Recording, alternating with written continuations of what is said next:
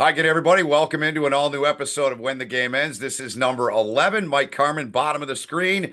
Carmi, always good to be with you on the show. And our guest today is Drew Shore, who, like so many athletes we've talked to, Mike, has I would say maybe struggled initially, but man, has he found his groove. Drew, you're really crushing it out there, man. We're going to dive into everything you're doing. Thanks for joining us. And first thing I want to start with is what you did over the weekend. I think Mike and I both saw on social media. Tell us about the event you were at in Colorado. It looked pretty awesome. Yeah, so as we were talking about, it's my favorite weekend of the year. Shout out to my good buddy Sheldon Walensky in Colorado Extreme Hockey. But basically, one of my friends who's been really successful in Aspen has built a rink on the side of the mountain and offers free hockey to pretty much all kids who want to learn the game and play. As a result of that, one of the fundraisers they do every year is a Colorado Avalanche alumni versus kind of all other alumni. Had a ton of great players. Everyone brings their wives. It's a super fun 3-day event that includes some dinners. Dustin Lynch played a concert. It was awesome. It also just makes you feel like you're back in the game, and a lot of laughs and a lot of fun times. And it was an awesome weekend. Get any skiing in or anything while you're out there? Or is the schedule too packed? So normally we do. We changed 2 years ago. We played the game at 7:30 p.m. and it was so cold that I think it was a little bit. It hurt a little bit of the fan experience. So this year we played the game at 3 o'clock and the sun was out and it was awesome. So normally we ski. We did not ski on this trip, but it's just an amazing weekend and the hockey community is awesome. Saw a ton of big names there, man. I saw Henrik Lundqvist was there, and I saw that he unfortunately denied you a couple times, huh? Yeah, I would like to blame that on the bad ice, but I think that that's happened numerous times, even on good ice. So no, he was. It was awesome having him there because he's such a big draw. And I mean, some of the guys they were able to bring in. I mean, I was never able to experience anything like that as a kid, but you could just see the excitement from some of these kids who were growing up idolizing some of these guys. To be able to watch them so close for a day and hang out with them was a pretty cool experience for all the kids. Especially in that area too. I mean, not that Colorado is not a big hockey market, but 20, 25 years ago, not super huge. Then the Avalanche come to town. I might have my years off on that when they came there, but yeah, what a cool experience that you've got someone who's doing that now and making hockey affordable for kids and just helping grow the game, right? That's a very, very cool thing he's doing, and can't pick a better spot to be doing it. That's for sure. That's true. I don't think he has too tough of a time getting guys to fly into Aspen for the couple of days of festivities. So yeah, it's awesome. And I think it's something they're going to do every year. So look forward to the next one. Well, let's dive in as we do here on our show. It's called When the Game Ends, and hence the name and the premise. Kind of our pod is going through that process for you guys as athletes. Most of the guys we've talked to have been hockey players, a couple different athletes here and there, but I think kind of the end result has been similar for so many of you. So right out of the gate, Drew, take us back to when the game ended for you. What was the moment? Where were you playing? What led to your decision to decide to retire from playing? So towards the end of my career, I spent a lot of time in Russia. I had one daughter at the time, wanted to grow my family. Then my wife got pregnant with our second daughter. Knew I wanted to sign in North America. Figured I could sign a contract with the Carolina Hurricanes. We could all be together and kind of live a little bit of a normal life after I had been gone so much the years prior overseas. That happened to be the COVID year. So I don't know if you guys remember, but the plan was we were all going to go out to Raleigh for training camp together as a family. The season ended up getting pushed back from, I think, September till January. I think training camp was that year. So by then my wife was too pregnant to fly. So it kind of ended up being another season where I was away from my wife and both of my daughters, and it was just a super frustrating experience for me. I got a great opportunity to work for a guy I've known for a long time. I don't know if Carmen knows him or not, but Judd Moldaver, who started kind of at the ground floor at CAA and now is one of the biggest agents in hockey. So that opportunity presented itself. So I kind of knew that whole season that I was going to be done after the year. And to be honest, I think looking back, that might have been a mistake. I kind of wish I would have just played that last year as hard as I could have played. But I mean, it was nice having something to kind of walk into the day that I stopped playing. So it was just such a weird year that year with COVID and no fans and just like not being able to go to dinners on the road. And it was a kind of a shitty last year to be honest. Yeah, I mean, that's definitely something, I'm glad you kind of brought that up that, I didn't experience, I was not playing by the time by COVID had been done, for several years, but I can't imagine losing the off ice perspective like in terms or experience in terms of going, the dinners and hanging out with the guys and being out and doing things away from the rink, growing closer together, especially when you're new to a team in your position, and not having the chance to do that. It's kind of like just go to the rink and go home every day. And that's got to be incredibly tough to have gone through. And that actually brings me into something I wanted to bring up. It's the reason that we kind of reached out to you. I was already following you on Twitter and I'd seen you post something that kind of caught both Ben and my attention. I had just finished reading it, and Ben screenshot it and sent it to me as I was getting ready to text him. So we were all over it. But you had said something kind of talking about like the burned out feeling at the end of hockey, or like when your career ended. It wasn't necessarily. I'm not saying it wasn't a peaceful transition, but you didn't feel like you said like you got to experience everything you wanted to at the end. You were a little bit bitter at the end. Why don't you talk to us about that a little bit? Because I can definitely relate to the being bitter experience at the end. Yeah, I was always a guy who, when you hear former pros talk about retirement being tough, kind of rolled my eyes at them. You know what I mean? When you're sitting there in the locker room, you hear someone say, "Oh, like your career is going to go fast," and you know what I mean. Then you're going to miss all these things. I remember, like when you're kind of grinding through it, you're like, "What are you talking about?" You know what I mean? You get to play golf every day and kind of have your own schedule back. But when I retired from hockey, I was super bitter. I always thought, and it took me a while. I would say probably a year or two to really find my kind of groove in the next phase of my life. And I was a guy, to be honest, like I thought I was going to play till I was 40. Right. You know what I mean? I thought I was going to be a guy who, I mean, as a kid, you grow up thinking you're going to like win Stanley Cups with your kids running around the locker room. And that's not how my career went. So I felt like when I retired, it was kind of like closing that book, but it made me feel like I failed at like the one thing that I set out my whole life to do. And as really competitive guys, as I'm sure both of you are, it's like a frustrating thing to deal with, right? You know what I mean? The one thing I cared about the most. And then it wasn't probably till like the second or third year of, to be honest, of retirement where I kind of learned that, okay, like all of the success that I'm going to have going forward is going to come as a result of those experiences. And I think that was a huge mindset shift for me, like from going to thinking like, okay, I failed at the one thing I wanted to do to now I'm going to be uber successful as a result of those failures. And I think that was something that really kind of turned my life around, to be honest. Yeah, the failure thing. I don't know if you listened to any of our episodes or not. The first episode we did was Ben. We decided like, hey, Ben will interview me, right? And that'll kind of kick us off and lead us into what we're accomplishing here and talk about what we're trying to get out of this. But failure was 1,000%. That was probably half of my narrative when I was talking in that episode. And to exactly like you put it, you work your whole life for something. You think you're going to play forever.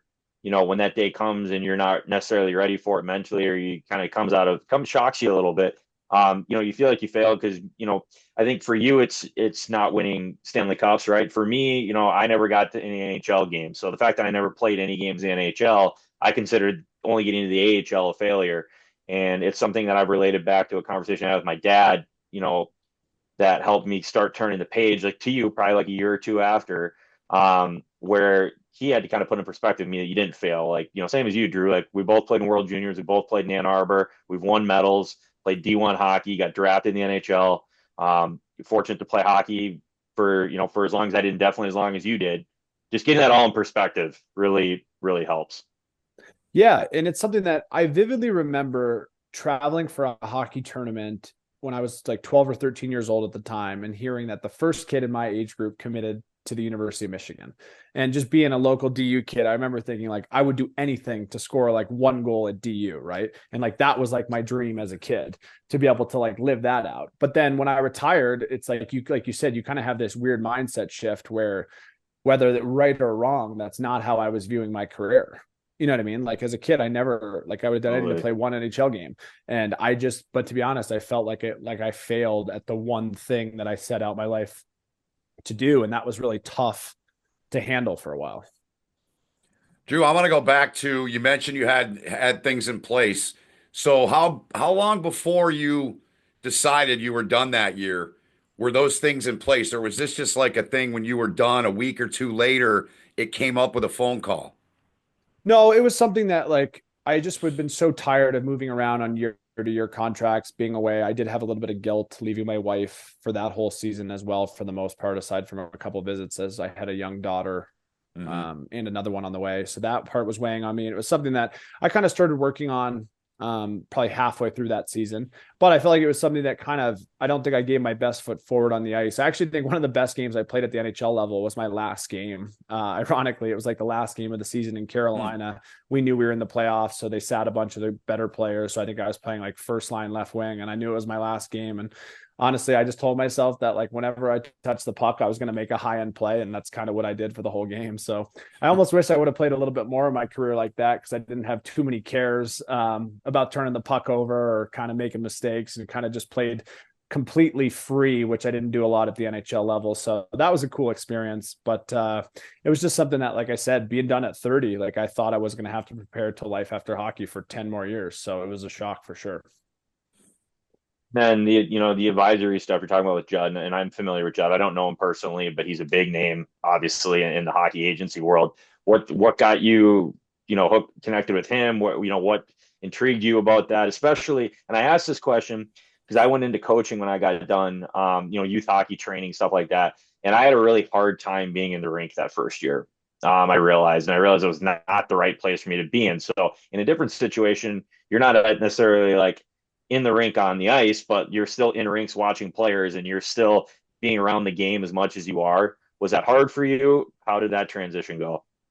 Yeah, it was super hard. And I mean, with Judd, the cool thing about Judd is a lot of people see him. He represents Connor McDavid, Austin Matthews, doesn't dress like your typical agent, doesn't talk like your typical agent, kind of runs the NHL now. And people laugh at that and think it's humorous and just the amount of success. But what people don't realize is I knew Judd when he was 19 years old, carrying like Sidney Crosby's hockey bag from the airport, right? So it's like this guy has worked at this for 20 years to become the best agent in hockey. And I think a lot of people see him now and kind of like think like, oh, he's an overnight success. But I kind of had known him through, like I'd seen his whole evolution. So there was actually an article that was written when he started the Wasserman hockey division with Austin and then Connor. And I actually just reached out to him more just as a friend, just to say like, congrats on all the success. Like I've seen how hard this run has been for you and how much you've been able to accomplish. And I actually thought about taking a job on the team side. And he kind of was like, well, hey, why don't you learn? You can learn a lot about even on the team side from working with me. And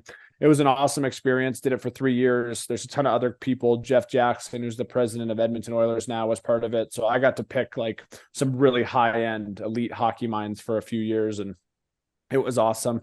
But it was just something that, like I said, after those 3 years, I felt like I was kind of ready to do it on my own, which has been a different transition, but something that I'm excited about. And Carms, going to your point, I vividly remember my first year being in a box at the Staples Center, which is now Crypto Arena, watching like either Anaheim or LA's second power play, like going on the ice, and they were breaking out the puck like 6 times one power play. And I like remember thinking like, how the fuck am I retired watching these guys play on this power play? And I vividly remember like it almost being like a turning point, because I almost like felt bad that I was thinking that way. Like, you know what I mean? I almost felt like it was pathetic, but it was just like I was watching this game with such a bitter perspective and bitter taste in my mouth that that led me to kind of reevaluate things and work on kind of transitioning going forward. So when did the bitterness finally go away for you, Drew? When did that finally dissipate and kind of leave you, and you got to a good place, being retired from playing and doing what you're doing now? So I'm not going to mention him by name, but I thought a lot of my struggle with retirement was because I felt like I failed. And then I actually talked to a friend of mine who, I mean, won multiple gold medals for Canada, a couple Stanley Cups, and he was miserable for like 5 or 6 years. So I thought it was like, Wow. This is more of a Drew issue because of my career. But then it's like you talk to a guy who made 100 million, whatever, and he was miserable for 5 or 7 years. And he actually recommended that I talk to this lady who kind of specializes with a lot of Olympians, helping them transition out of sports, and talk to her for probably once a week for probably like 5 or 6 weeks. Now I probably talk to her once every couple months just to kind of check in on things. But she was the one that really helped me kind of transition my mindset from that failure to using those things to be successful now. Carms, real quick, I go back to we had Danny DeKaiser on, and I remember saying to Danny, I said, I think there's a huge misconception with athletes, whatever sport you play. I think Danny made like 50 million in his career. And I think most people think, oh, you made all this money and you guys played hockey or whatever your sport was for a year. But as you're telling us, case in point, that's far from the case, man. There's so much mental stuff that I'm learning from doing this podcast with you guys that that people don't realize. It's a struggle, and I, you're sharing that. Yeah, and I mean, I think now after talking to so many guys, I think it can even be harder for those guys who did have a ton of success, right? Because they're used to walking in any room being known as the Yeah. defenseman for the Detroit Red Wings who made $60 million, and you know what I mean, who played great and they won whatever, you know what I mean. And now you walk Yep. into a room and you're just like some retired athlete, right? Like you're not as exciting to talk to anymore. And I think that's a Hmm. big transition for people. I know a lot of guys go through transitions in their relationships as well, just because I mean, for me, I was gone a lot for a couple of years, and then I'm around all the time, so kind of figuring out that dynamic. But I was never a fan. I should have used one during I played of like a sports psychologist or anything like that. I kind of rolled my eyes at a lot of that stuff during my career. But I will say, this girl I spoke to through my post career retirement really helped me a lot. It's I good. think we all had that mindset back then with the sports psychologist. It was kind of I'm sure you had a similar mindset to me where it was like, if I have to see a sports psychologist, something's wrong with me and that's going to look bad and I can't be seen as that guy, right? So I think that definitely could have helped having that, for a lot of guys. And I'm glad you're talking about this feeling. And again, Ben reiterated, we've had it come up already, but just that feeling of like, oh, I'm whining, and people see it as whining, quote unquote, because you were a professional athlete and oh, you're done, oh, boo hoo, right? And then you feel like, well, you don't have a right to express that. I think that's super important. The message that we're getting out there for former athletes or people that are retiring, going through any of this stuff, that dude, that is a totally normal thing to feel, and it's okay. And some people aren't going to understand that. That's not your problem, right? It's you have to process those emotions and get through it. So Yeah, I mean, I think you see it now too against like with a lot of successful people. Like I've noticed it now a lot with like guys who like a really high-end CEO who sells his business. You know what I mean? Like that transition period is kind of very similar to the athlete one, right? Like this guy's used to having a lot of success to, I mean, he's not playing in an arena, but I'm sure you're running board meetings and having a ton of success. And same thing, you retire or whatever, sell your business or something happens. Then all of a sudden it's like, who are you? You know what I mean? What is your identity and kind of how are you going to reinvent yourself for the rest of your life? But yeah, look, Carmi, look at Blake. I mean, I think he would be an example what of I was that. just Blake thinking. Jeffrey on Drew, like Yeah. I'm sure you guys know each other and you know well what he went through, and to see him, and I mean, he threw Carmi for a loop because he was talking all kinds of finance stuff. I'm kidding, partner. But No, I mean that's not a joke. He did, and I'm like, it I was less than half kidding when I said I don't know half of what you just said, and I also have known Blake for a long time, so I also know half of it was probably BS. But that's just how he is. That's how he talks. Yeah, and actually, like thinking about him brings up a great point to me because I don't know about you, Carmi, but like I feel very fortunate and something I wasn't really grateful for at the time that now I've kind of realized is, I mean, I like to play all types of sports and golf and basketball and all these things, and I was able to leave the game of hockey healthy, and that yeah. was something that like I should have been very grateful for, but I wasn't. I didn't really have that mindset and didn't really appreciate that. But then it's like when you bring up a guy like him, right? Who I hope I mean, I don't know his physical condition now, but like went through some really scary medical stuff that I'm sure affected his day to day is something that I think like being able to leave the game healthy was something that I didn't really factor into my day to day being bitter, and something that I'm super appreciative of now. Good point. Yeah, I mean, I've had multiple surgeries, but like nothing that's going to cause me more than arthritic pain as I get older, right? But in terms of the real ones, like a head injury or stuff that lingers and doesn't go away. Now, again, you're probably like me, Drew, where we had concussions that didn't get diagnosed on our way up and things like that, type of deal. Not the way they are now. But yeah, I'm fortunate that I didn't suffer, multiple serious concussions, getting knocked out, things like that. Like Blake, even before he took that skate to the temple and ended his career, like I want to say he had 8 to 10 concussions. And I Wow. mean, that just, the, the toll that he seems to be doing great and hopefully that continues. But for guys like that have suffered those big time concussions, it's scary. And like you said, we should be grateful that we don't have that, those head traumas. 100%. Yeah, Um, 17 confirmed concussions was the number he told us, Carmi. yeah, That's I that's mind-boggling. yeah, Drew, let's talk crazy. like I've been a sportscaster for 30 years, and there's one thing that I always thought about as probably as a little kid, and even all the years I've been in television and done what I've done, is about being an agent. But I just don't think I had the brain and the knowledge to get through getting a law degree and all those things. So how did that work? How did you like first client? Like who was the first client you had? And I'm interested to hear about that part of your life because I think that's really a fascinating phase of what you got going in life after hockey. Well, it finally signing, unfortunately, having to go through July 1 normally without a contract every year and then get not signed until July 2nd or 3rd back in the day Yep. really helped me with that because I mean, aside from a couple 2 and 1 3 year deal, I was on mostly 1 year deals throughout my career. So it really enabled me and forced me to kind of learn how free agency worked, kind of analyze like which guys were signing here. A lot of times I was wondering why I wasn't signed yet, right? But it really opened my eyes to the business side of the game. So it was something that I was always very interested in. And then I had a couple agents throughout my career, and there's just a lot of things that I wish I would have done differently at different points during my career. So one thing I thought with all of like my knowledge from those experiences that I'd be able to give back is if I can kind of help the next young prospect make better decisions than I did at certain points or even analyze situations different. I thought that'd be a huge value add. And to be honest, like having I have three younger brothers who all played hockey. Yep. Nick had the best career, but I mean, he was my first client, right? So my Okay. brother, so that helped. And I mean, just between four of us in total, like one of us probably played with pretty much everyone in the NHL at this point, at some point. So all those Mhm. relationships really helped. And I got to be thankful for my brothers that like they were able to help me kind of gain momentum in this business. And then obviously Judd as well, working with him was super beneficial for my career as well. Well, I'm curious too to follow up on that.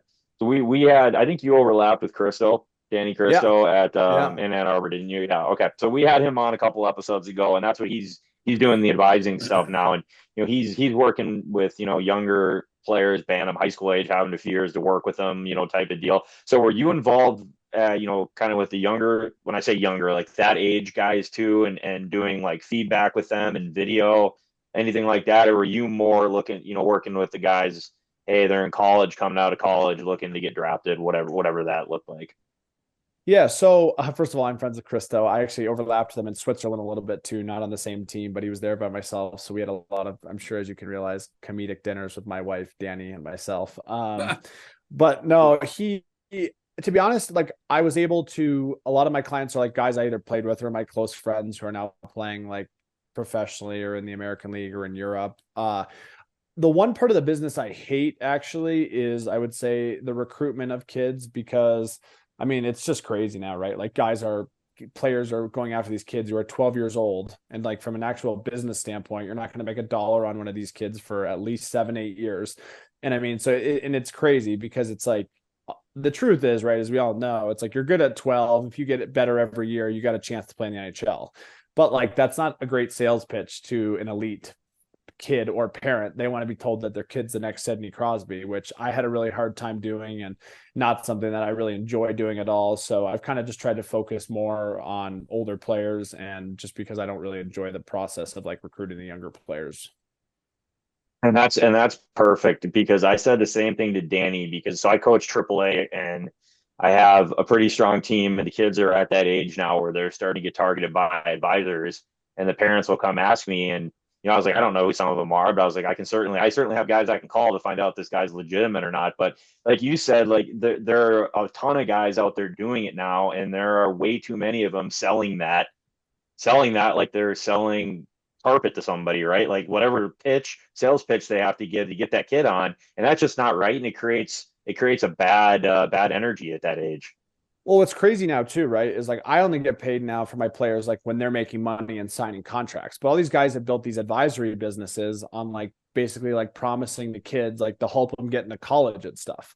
But it's like stupid business because it's like Dave Carl, who's like one of my best friends, right? Like he might answer my phone call quicker than anyone else. But if I tell him to like, first of all, he knows who all the kids are more than me, but he's never going to recruit a kid because I tell him to, and I'm one of his best friends, right? Like he wants to do whether he likes the player or not. You know what I mean? No agent's going to call him and convince him to take a player that he doesn't like. So it's crazy that a lot of people have built businesses on trying to like basically get parents to pay them. Like hockey wasn't expensive enough. So they can call some of these college coaches through their relationships. So I kind of wanted to stay away from that completely and only kind of represent guys that like when they're getting paid, obviously I'm getting a commission off of that. Good for you because I that exact scenario you're talking about I've seen play out with some of my guys, and I've had to I've talked to a few of the parents and I've kind of tried to put it in perspective for him. And yeah, it's unfortunate that there are guys doing it that way. I'm not saying the advisory business is a bad thing. Like it's a great resource, or it can be a great resource when guys like Christo are doing it, right?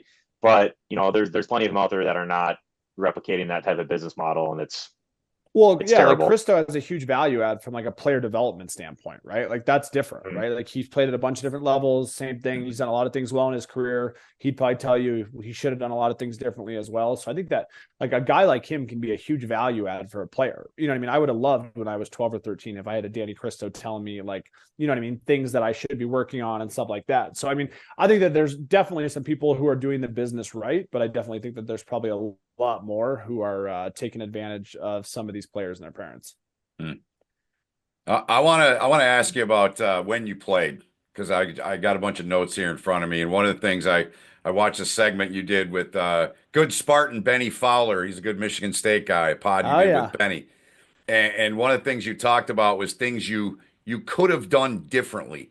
What are a couple of the biggest things that you feel when you played that you could have or would have liked to have done in a different form or fashion, Drew? I think a tough realization for a lot of players is I was always like a highly skilled player. So I always thought I Yep. was a power play guy. I was in Florida playing in the NHL. And as playing third and fourth line and basically like wanted to play on the power play. So like rather than calling my agent and having him like yes yes yes man me saying oh okay like another team will take you on the power play like we'll get you traded like someone should have grabbed me and been like listen you're going to get caught like in between. And that's like the worst place to be. Like I wasn't quite skilled enough to be like a first or second line center. And I wasn't really committed enough defensively to be a third or fourth line center. So you kind of get stuck in no man's land, which as a player is the worst part kind of to be. And I think that's what kind of ultimately how I ended up retiring when I did. But like I needed someone to tell me like, hey, like you can win faceoffs. You're smart enough. Like you could be good on the PK. Like you need to embrace this role if you want to play in the NHL for 10 or 15 years because you're not good enough to be a power play player. But like no one ever told me that throughout my career. And I think that that hurt me a lot. You know what I mean? Because then it's like you kind of keep getting told you're a power play guy when like in reality today, it's like I tell people all the time, like if you're drafted by the Colorado Avalanche, like as a D man, like you're not playing on the power play, right? For the next No, 15 years. So it's like you no. better learn how to defend. So it's like if you're an Avs draft pick playing in the OHL, like you shouldn't be calling your agent worried about power play time. You should be worried about learning how to defend because in reality, like you're not touching the power play for the next 15 years there. So Mhm. just like things like that would be an example of something. And then some other contractual stuff that like I probably could have done differently at different points. But yeah, I mean, there was a lot of things. So, talking about like the, getting caught in no man's land and not having, like maybe the right support, I would assume you're working that into what you're doing now. Like you're making that a focal point of, really identifying with your players and knowing, being realistic with them about like, hey, you want to get to this point, this is what you need to do, and stop worrying about exactly what you're talking about. I imagine that's something that you've worked into your business Yeah. And I pretty mean, that's closely. something, yeah. And that's something that, like I said, I mean, I think that the biggest thing that hurts players is like agents don't want to disappoint players and their families, right? So I think that I don't think my agent was a bad guy at this point. Like, you know what I mean? Like saying yes, yes, yes, we'll get you on a power play somewhere else. But I think he was afraid to disappoint myself as a player. You know what I mean? When it's like because it's a tough conversation to have. But I think that's something I really learned from Judd is like Judd's kind of motto is like he's going to give the 100% truth all the time. And if the player doesn't like that or can't handle it, then it's like not worth representing him. And I think that that's such a good way to be. And I think that in the long run, that's going to help the player more, but definitely can lead players to going a different direction in the short term just because they're not happy um, with kind of what they want to hear. And I think a lot of the times too, like you see it, like an agent will take a guy and tell him that he's worth 6 by 6 in free agency, and then he'll end up signing 4 by 3, right? You know what I mean? Because so I think kind of trying to like under promise over deliver is something that I think is important in the business too, just because, but a lot of guys will just do anything to get a client. Is your brother still playing, Nick? He's still playing in Sweden. He's got a little bit of a different path. He's single. He's living over there. He played a couple years in Russia. He obviously had a great career in LA and kind of all over the place here, and is still playing and off to a pretty good start this year. So he hurt his groin right now, so he's missed a few games. But other than that, he's still playing. Good stuff. I like the I was just kind of reading through some of the stuff with the Amalfi, like the kind of how you described it, and created so athletes no longer have to struggle with retirement. That's a really cool line. Obviously, that resonates with what we're doing. That was great to see. I mean, kind of talk, I guess, a little bit about what you're doing to help with that, I guess, or where that that path is, where you're guiding athletes on that path. Yeah, so I had a pivotal moment kind of in my transition phase, probably around the third year when, I mean, people laugh at this or non like athletes or whatever, but like I never networked like how normal kids like in college are running around like networking, right? From the time they're like 20 to like Me either, man. And you're not yeah. alone. I didn't do it either. So like I never like did this, right? So like for the first time, I'm 31, 32 years old, trying to network. I'm inviting these guys to basically like connect, whether it's over a coffee or a beer or whatever. And I kind of had this pivotal moment where I realized that sure, like a CEO who works all day, who's got kids at home, does not want to work for 12 hours and then meet me for coffee for an hour after work when his wife's like, where the fuck are you? When are you coming home? He's got to do stuff with his kids, right?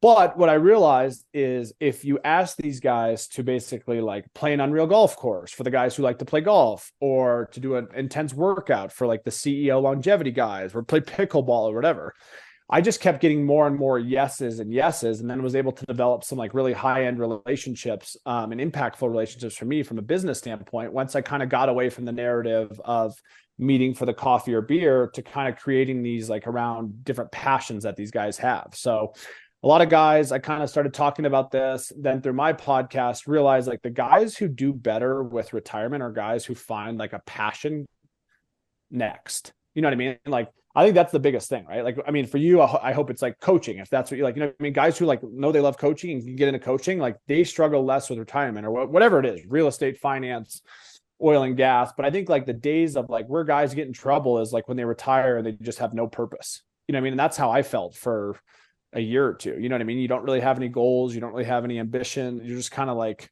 living in no man's land for the first time. So that enabled me to create Amalfi. We've done 2 events so far. We've had a ton of success. Like we've had a couple guys get jobs already. We've had a couple of guys get investments from different guys who have been in different industries for a long time. And I've never built a business before, so made a ton of mistakes already, learned a ton of things. And it's just something that's kind of growing by the day.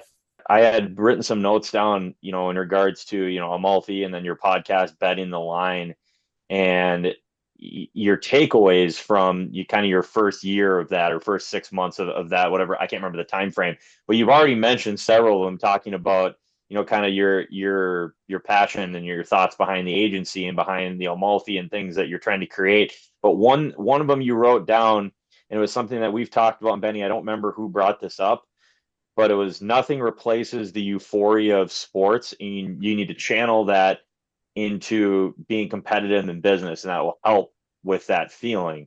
So it's interesting because I forget who we talked about this with, but Will. It is something that, I read, was it with Will? Yep. Yeah. So it was something that I resonated with and had never thought about until he brought it up, that the euphoria you feel playing sports, at a high level, and the success, both highs and lows, but the highs especially, you're not going to find anything that's going to replicate that completely.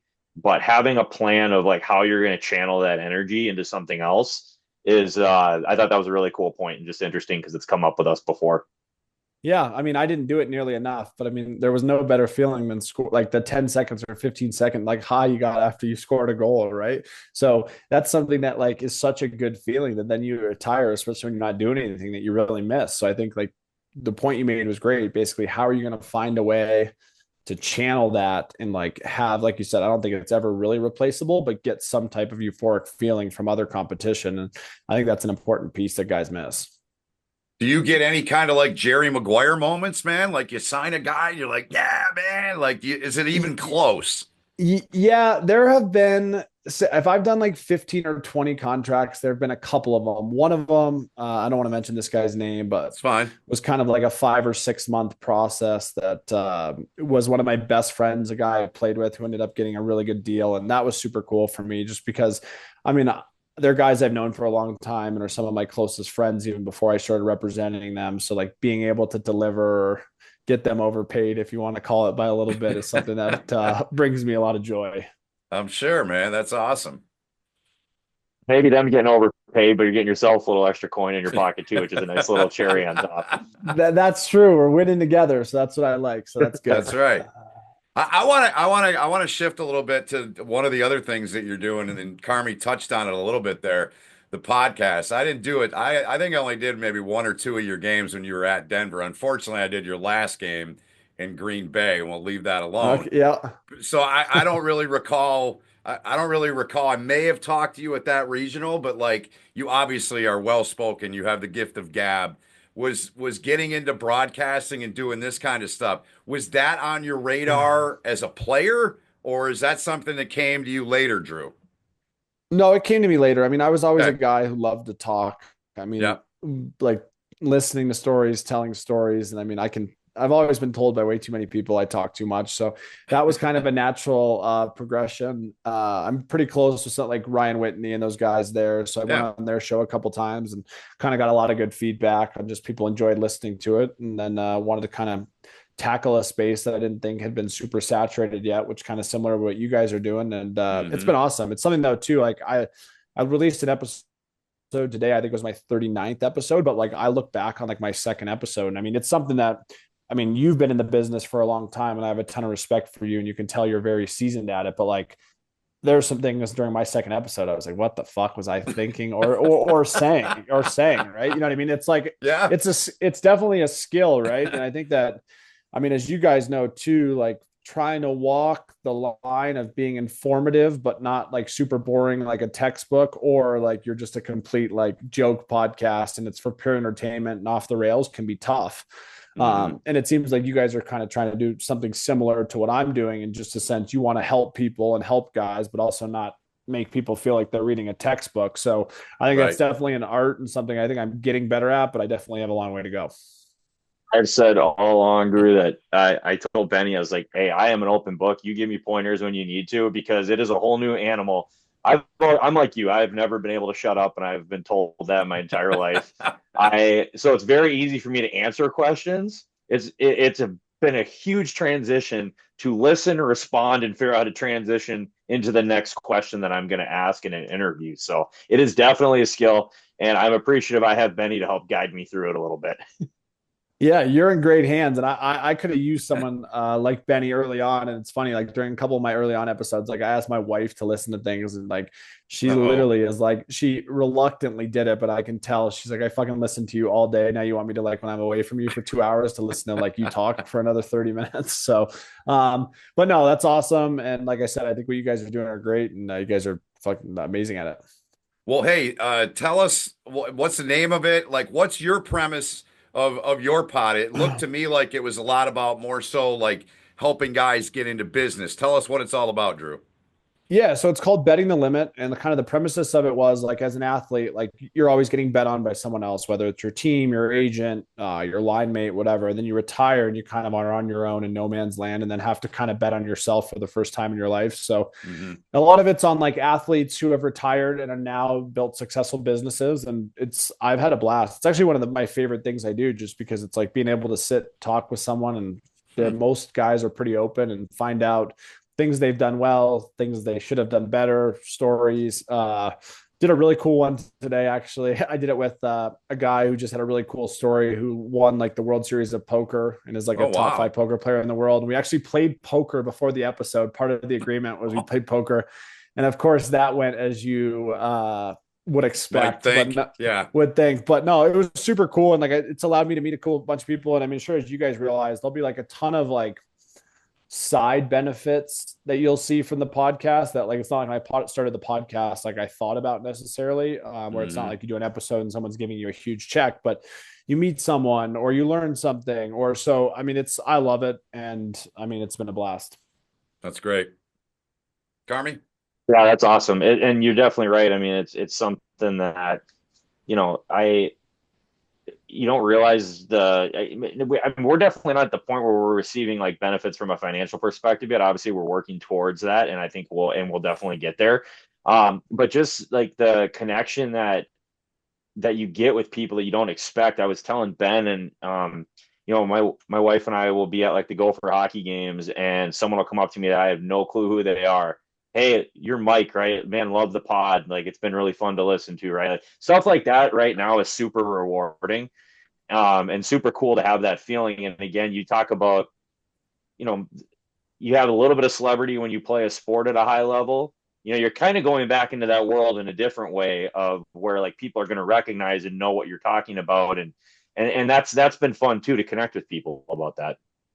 Yeah. And I mean, it's something too, I kind of was one of those guys that was always like not scared to put stuff out there when I was playing, but really cared a lot what other people think. And that's something I'm actively working on and slowly getting away from, because it's like, I mean, it's the same thing, right? Like you guys are going to eventually like have takes on different situations, and some people are going to think they're great. Some people are going to think they're horrible, but I mean, who cares, right? At the end of the day, like that's what makes everything great, right? It's like, that's your opinion. And I think that's something when I started my podcast, I was a little bit too vanilla in that sense. You know what I mean? Just wanted to be very, like, not offend everyone, but as a result of that, like wasn't really giving my opinion on a lot of things. And now I'm kind of over that. I'm like, all right, well, you know what I mean? If you don't like it, that's like up to you, and I'm going to give my opinion on it and see where it goes. Also, Yeah. you talked about like, you've been on, with the Chicklets guys and stuff, and that is something that they definitely took a gamble in a way with how they were going to do things. That could have been completely rejected by the hockey world, right? Like the old school hockey people, and the hockey traditionalists. I mean, hockey's probably as traditional of the big four sports as you're going to get, but instead, I mean, they've embraced it for the most part. The league has, and it's just propelled them into this, other level of podcasting that I don't think anybody else is on the same plane from a hockey perspective, from pure entertainment. No, and I mean, it's been so cool, and the sport needed that so much, right? You know what I mean? And I think Yeah. that, like you said, it's a huge gamble, but no one was doing that really when they started doing that. You know what I mean? And like I said, I mean, Biz was even doing it while he was still playing, which, like, I don't even think since he's retired, a former, even a current player, has really come out and given his opinion on different things. But yeah, I mean, I think that's what makes him great. And I think that, if especially for me, like if I want to grow it, I got to actually give my opinion on things, not just be as vanilla as I was. And it's something that I'm getting more comfortable with, I would say. So That's great. real quick too with that, Yep. where is the, because I looked it up because I was curious, because we just had Lavecchio on, and he was talking about how he went to school for kinesiology and like exercise sciences. He knew he wanted to get into that, and he knew he could use that uniquely to help him be a good hockey player. It's not like you and me where we just figured out what degree we were going to get and go play hockey. Like he was like, how can I have school benefit me on the ice too? And I thought that was really cool. But I did see it looks like you were a communications and media studies major. Is that correct? Yeah, I actually ended up changing my major. I went to school to be a business finance major. Then I left college after 3 years. And basically my options were like change my major and take like 6 more classes, or keep the major the same, and I'd have to take like another 25 classes or something from an outside university. So I ended up taking like my last final classes, I think, online this year in Switzerland from like University of Phoenix or something. And then was able to change my minor to my major. So it wasn't something that, but like I didn't pay any attention in school, especially when I was in college, right? Like I was something I should have paid attention. And that's something I tell people now too, but I was just focused on trying to play hockey at the next level. Yeah, and the reason I was bringing that up is I just wanted to transition into, so you're doing this podcast now and you have your life experiences. Who else have you leaned on for maybe advice or taken things from, in terms of like, a sense having a chance to be successful in the business world? Like who have been some of your influences with that along the way? Oh, I've been really fortunate in that aspect for the last couple of years. There's been so many of them I'm trying to think of. Um, I mean, some of my, like I said, I've been very, like some of my friends, I would say that I got very close, I would say, in the last 2 or 3 years with a group of like 40, 45-year-old guys who have had a ton of business success, who just love sports. I met them on the golf course, and like these guys are guys who have been like entrepreneurs their whole life. Like they were the kids who were like selling Pokemon cards on the bus, who were like, you know what I mean, turned into like early crypto Bitcoin guys who have like just had so many like kind of highs and lows similar to athletics, like kind of what we went through. And so I was able to kind of make an instant connection with them. So there's a ton of guys, kind of like I said, through the golf world that have had a lot more business experience than me, and something that I'm leaning on. And then like as I'm building Amalfi, it's like something that, I mean, I've been at it for about a year now. Like I've made 150 mistakes. You know what I mean? That like other guys probably made when they started their first business. And it's just something that I'm kind of learning on the go. I'm trying to make the best decision every single day, but it's something that you don't always do. And I've had a ton of fun just because it's like a new challenge for me. In terms of, I feel like I'm like starting day one of training camp every single day. It's kind of like dumping a puck sometimes. Maybe I shouldn't have dumped that puck there or whatever. And you learn Yeah, from it, right? I mean, exactly. And it's like when you dump a puck, you go back to the bench thinking like I should have made a play. And then when you make a play and turn it over, you're like, should fuck, have maybe that dumped was it. time to dump the puck. That's Should have exactly dumped what the I was puck, just right? going to So say. I think it's yeah, actually the opposite of that, Benny. It's like when you try to make a play when you should have dumped it in, and then you're going to hear about it when you get back to the bench. That was yeah. a Quinny favorite. Yeah. So yeah, it's like, yeah, so it's like, exactly. So, I yep. mean, I'm sure as you teach your kids, there's a time and place to make a right play, but all you can do is like get back to the bench and try and go have your next shift, make that one better than the one you just had. I'm glad you brought up the kids because I saw that you had you have two daughters, right? Yep. So you had your first daughter when you were playing in your mid 20s. And I'm a guy that traveled through my entire son's childhood. He's 23 now. I missed half his life. So I get what you guys in 2 of those years were bumming around with Carmen. But I get what you guys go through as players. And that's something in the grand scheme, I'm sure for you, Drew, that is you have so much gratitude for that now that now you're around every day. So what was that transition like and what's life like now with your wife and your daughters now that you're home all the time for the most part? Yeah, it was hard. I mean, we laugh about it now. I even made my wife and daughter travel over and live with me in Minsk, Belarus for a couple months back at Oh the time. wow. And I mean, no one spoke English. They had to have a driver to go to, I mean, it was tough, right? So the Mm-hmm. sacrifice that a lot of like family Yep. members make is Yep. something that doesn't go unnoticed, but something that I probably didn't appreciate enough at the time while I was Mm-hmm. playing.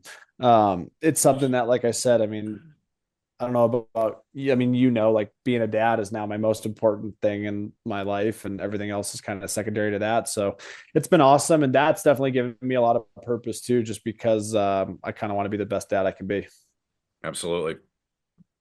Yeah, that's awesome. And I remember hearing that from guys who would have kids while they were playing, or even in the working world now, when you have a kid, it's the story of it gives you a renewed sense of purpose of what you're working for, whatever that is, and helps. It can really help drive people too, which I think is really cool. Yeah, definitely. And I mean, it's like I said, I mean, I think if like for the first time in your life, you're always like, like your number one priority. So having something you actually care about more than yourself is Mm-hmm. a pretty cool feeling. And I think it's like kind of almost irreplaceable until you have kids of your own. Yep. I want to get into a little bit of hockey before we kind of get to the close of the show, and we have a way we close out, which I know you'll be 100% fine with. But I got to hear about this fight. You got hit 30 times, you said. Who was the guy that you challenged? Oh, Anthony Bedetta was his name, I from New remember him. York. He was very tough. I Remember think he had him? 14 or 15 fights, and I didn't have any on that year. And it's funny because he ended up playing in Winnipeg a year or two later, and was like great friends with my brother Nick. So he beat Okay. me up a couple years prior. And he ended up being, I heard he's an unbelievable guy, and actually became good friends with my brother Nick. So it's funny how that works. Well, the generation of guys we've had, you guys are all, I think, Carmi, correct me if I'm wrong, everybody's between 30 and 40. So this one for me is something I like to ask, and I know the answer. It's got to be Crosby, the best player you played against, unless I'm wrong, but I don't, maybe I am. Is it Crosby? Yeah, I actually randomly was on the ice when McDavid scored 100 points as a rookie. I actually signed back in, and I mean, yeah, to me, Sidney Crosby is like the greatest player of my era. But I mean, how good some of these like young guys are. Like I did catch like the McKinnon and kind of McDavid and Draisaitl towards like my last year when I was playing in Vancouver. And I mean, I feel like the gap between like super elite and the rest of the league is like gotten a lot bigger over the last couple of years, if that makes sense. You know what I mean? Like I felt like when Yeah. if Crosby was 10% better than the rest of the NHL at his peak, like these guys might be 20% better than the rest of the league. I don't know. That could be a weird take, but I just feel like they're just what they're able to do on a night in and night out basis. Some of these guys now is just incredible. And I mean, it's fun to watch. I Best think the player you, speed with which they can do it. Sorry, Benny. I think the speed with good. which they can do it at is what's made it so incredible. Like McKinnon, or well, McKinnon too, but McDavid, like the moves he's making at those high end speeds, I can't even fathom ever. Even if I could have skated that fast, being able to handle the puck at the same time, let alone do what he does. So that makes total sense what you're saying. Well, then it's funny too, because it's like he's literally that good that like, what do you like?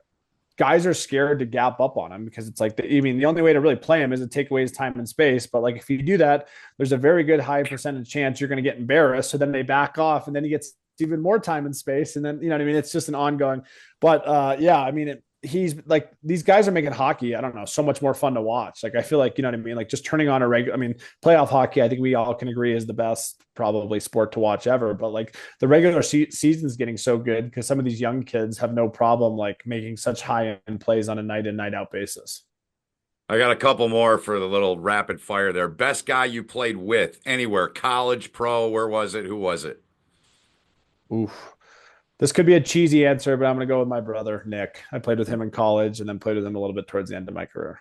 Okay. And I did a year of the KHL myself. I missed you, but I was in DC, so I didn't experience what you guys did. I still remember Steve Camphor. That doesn't count. Well, it counts calling the league because the names were hard, but it Yeah, doesn't count okay. living there. So I'm Right. sure you guys both know Steve Camphor, right? Yeah. So Camp sent me a picture one time because I talked to him. He was in Akbars the year I was in the league. And he goes, look at this dump that we're in, Benny. It was in Neftahimik. I'm sure you went there. I have been there. I will say, like, by the end of my career in Russia, there